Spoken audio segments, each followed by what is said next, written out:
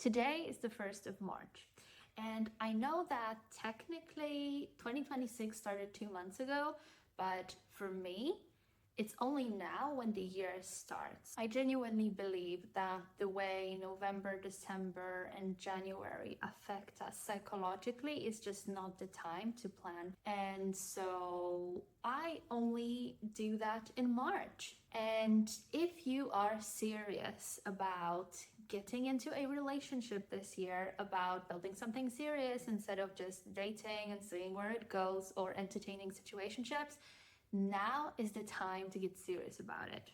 And just to make it clear, I am not here to sell you on some mystical stuff like new month, new energy, although I do believe these work as well. But this is more of a placebo effect than actual strategic points you can apply. And what I do want to focus on in this episode are the actual psychological and behavioral factors that influence how we show up and also how to use the knowledge about them in order to optimize your dating strategy for 2026 and make it a year that moves the needle and gets you into that relationship of your dreams. So today I'm going to break down exactly what November, December, January, and February do to us psychologically, how spring influences male behavior as well, and why, if you want to be in a relationship by the end of this year, March is the time to get serious about it. And I want to make a disclaimer here because this is the type of stuff that once you see it, you cannot unsee it. So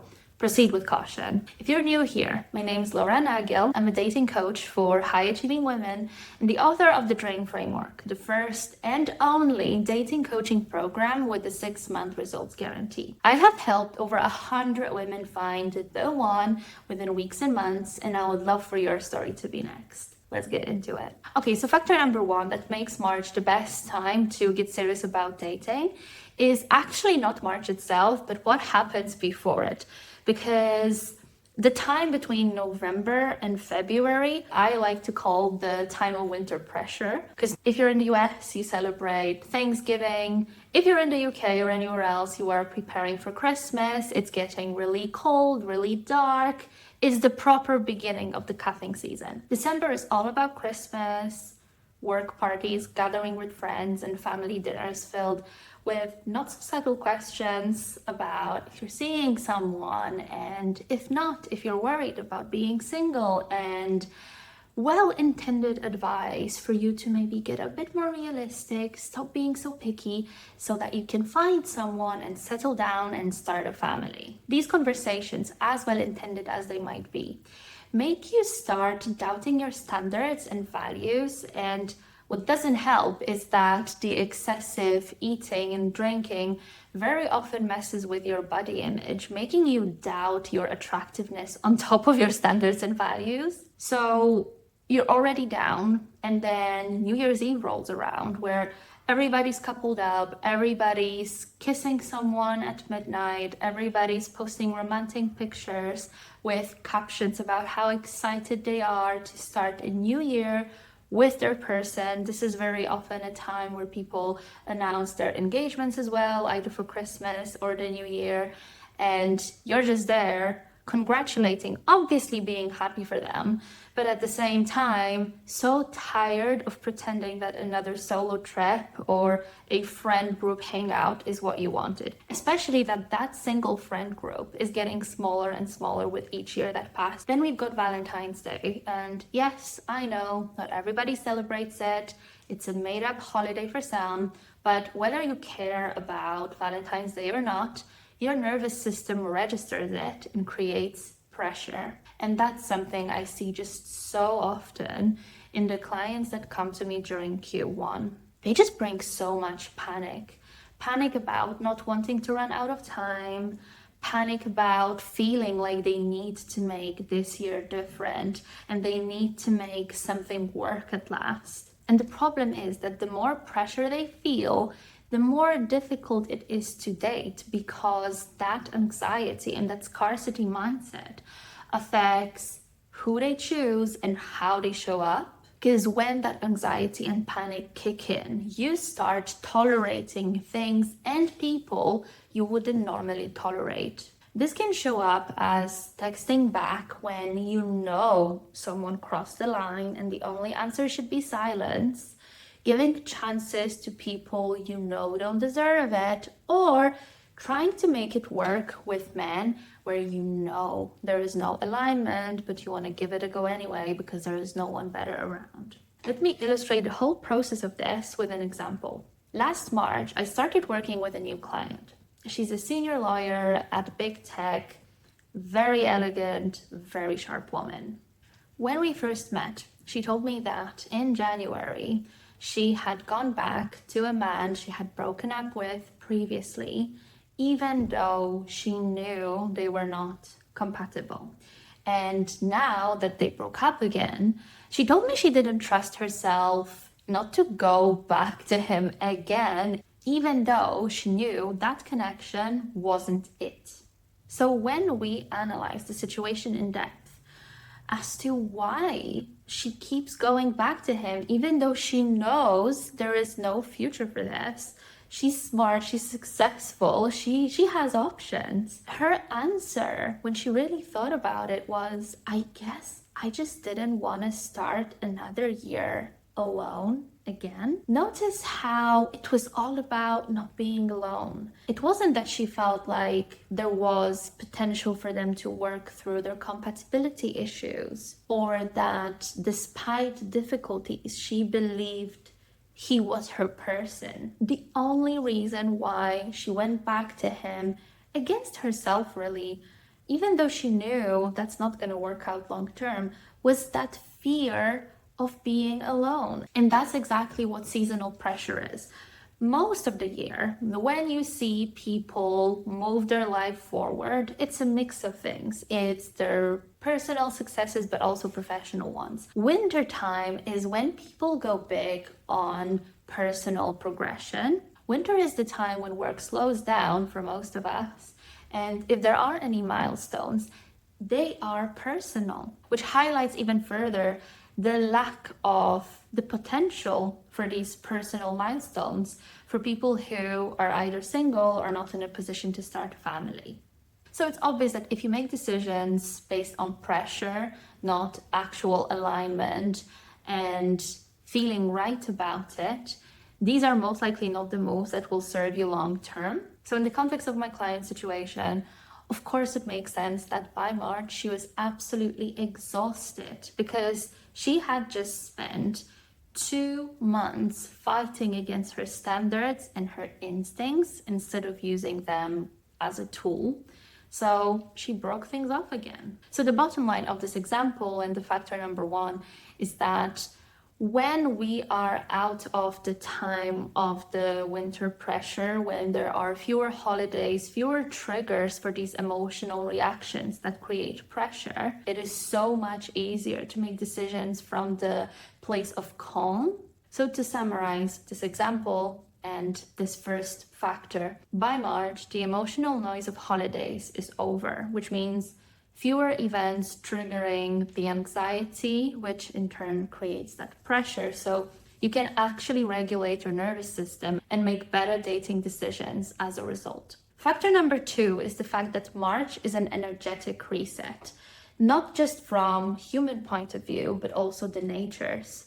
So the days are longer, there is more light, it's warmer, so you leave the house more often, which in turn lifts your mood and your way to live, as dramatic as it sounds. And this is very important in the context of dating, because dating, love, that spark that everybody chases, all of that is energy. Men respond to softness, to groundedness, to stability. So when you're influenced by that scarcity mindset and energetic exhaustion caused by the winter holidays, you show up differently. Let me give you another example to illustrate my point.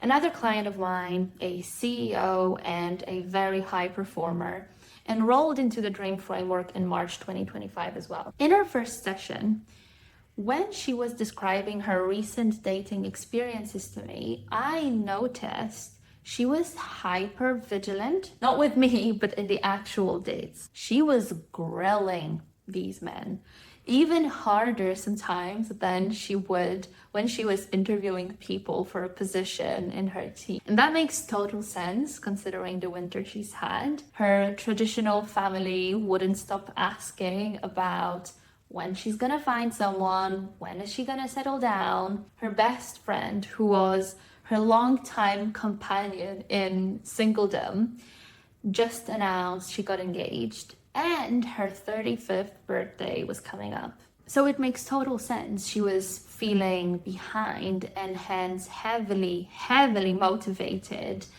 to optimize and try to save time through rigorous screening rather than organic conversation. The problem is, the more you try to stay in control, the more it hardens you up in the fixed masculine energy. And that's why you can't seem to be able to keep the strong masculine men interested, because attraction works like magnets. If you both have the same charge, you will repel instead of attracting each other. But going back to my client, when we started working together, we did not regulate her nervous system and hope for the best. What we did and what actually moved the needle was looking at changing how she feels about dating, removing the pressure around timelines, creating a system for filtering before the first date so that when she's on the date, she can focus on the conversation rather than screening and assessing. And we also spoke about communicating her standards clearly, but without over explaining or stepping into the masculine energy of leadership. The most important outcome at that stage was that she was finally able to let go and stop trying to control the pace of progression in her new connections. By late spring, she said she noticed a difference in how she defined success in dating. She went from trying to get it right and make a connection work at any cost, because the guy ticked all of the boxes, at least on paper, to actually letting go and believing that if something is aligned, it will work out without her pushing for it. Notice how much more lightness there is in this statement. I'm able to let go. I believe that if something is aligned, it will progress, it will develop without me having to push for it. When we let go of that heavy energy of controlling the outcome, of trying to force things into reality, this is what creates space for that magic, for that spark that everybody wants to appear.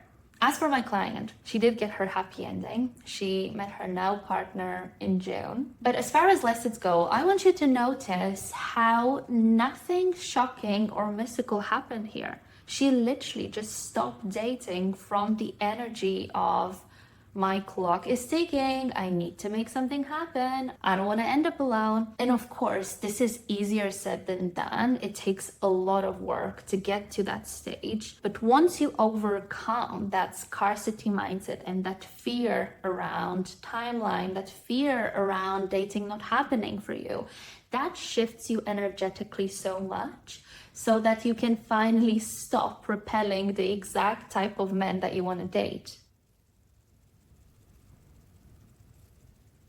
And since there are no major social occasions to trigger that anxiety, to put you back into that place of fear and desperation, March is the perfect time to give dating another shot, but not from the perspective of going on dating apps and seeing what happens, but actually doing it properly and starting from the inside. Factor number 3 is the change to social calendars that March brings about.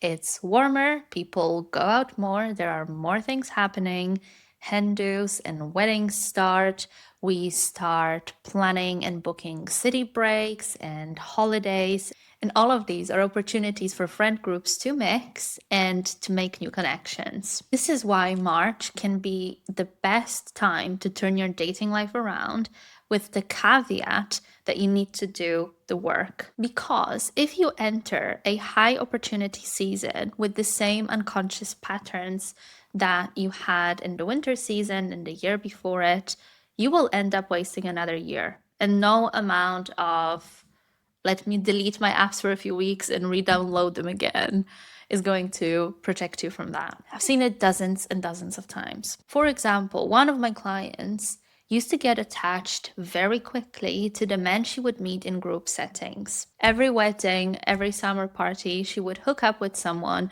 thinking that the fact that they share mutual friends guarantees her that, one, there will be some level of compatibility, and two, guarantee her some level of respect and the guy not ghosting her because all these other mutual connections are at stake. And yet, every summer went the same, with a few days or weeks of intense passion, a broken heart at the end of the summer, just on time to get frustrated and lonely at the time of the cuffing season. We started working together in March, and by the time the wedding season rolled around, she had a completely different filtering process. In her case, this meant looking at actual behaviors and not the on paper stats.